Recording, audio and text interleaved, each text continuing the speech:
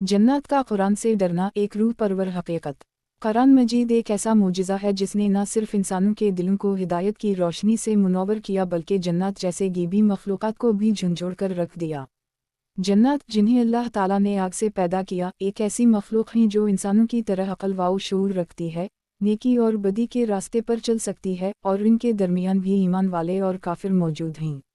कुरान पाक के नज़ूल से पहले जन्नत आसमानों की खबरें चरा लिया करते थे।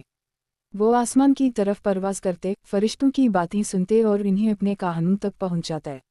लेकिन जब कुरान नाज़िल हुआ तो उनके रास्ते मसदूद हो गए। इन पर शहाब साक़िब बरसने लगे। वो हैरत में मुब्तला हो गए कि ज़मीन पर ऐसा क्या वाक़या हुआ है जिसकी वजह से आसमान बंद हो गया। चुनांचे सूरा अल-जिन की पहली आयत हमें बताती है कि जन्नत ने कुरान सुना और वो इससे इतने मुतासिर हुए कि उनमें से कुछ मुसलमान हो गए और इन्होंने कहा, इना समना कुराना अजबा यादी इल्या अल-रशदी फिलामिना बे है। सूरा अल-जिन 1 से 2। ये अल्फाज इस हकीकत का वाज़ेह ऐलान है कि जन्नत कुरान सुनकर काम उठे। उनके दिलों पर एक ऐसी हैबत तारी हुई जो किसी और कलाम से मुमकिन ना थी। इसकी तिलावत से, इसके अल्फाज की गहराई से, इसके पैगामात की सदाकत से उनके दिल दहल गए। वो समझे कि ये कलाम रब अल आलमीन की तरफ से है और उसके सामने झुक जाना ही निजात का रास्ता है। जन्नत का खौफ सिर्फ तिलावत से नहीं, असर से भी। कुरान का सिर्फ अल्फाज ही नहीं बल्कि उसका असर, इसकी रूहानी ताकत भी जन्नत को खौफजदा करती है। उलमा फरमाते हैं कि जब किसी जगह कुरान की तिलावत की जाती है तो वहाँ से शयातीन और जन्नत भाग जाते हैं। ख़ास तौर पर वो आयत जो जन्नत और शयातीन के खिलाफ अल्लाह ताला की पनाह तलब करने वाली हैं, जैसे सूरा अल-बकरा जिसका पढ़ना शैतान को घर से दूर करता है। आयत अल-कुर्सी जो जन्नत और हर कस्म की शैतानी मखलूक से हिफाजत का ज़रिया है।